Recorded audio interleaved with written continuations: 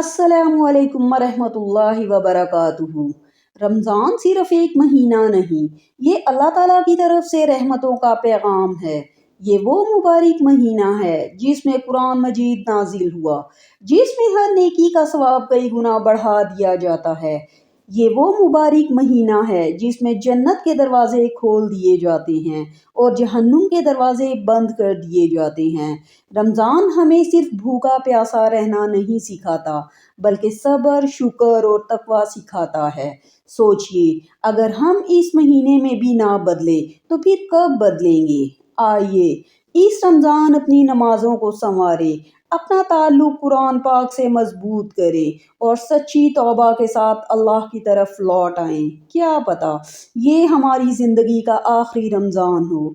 अल्लाह ताला हमें इस रमज़ान की कदर करने की तौफीक अता फरमाए। आमीन।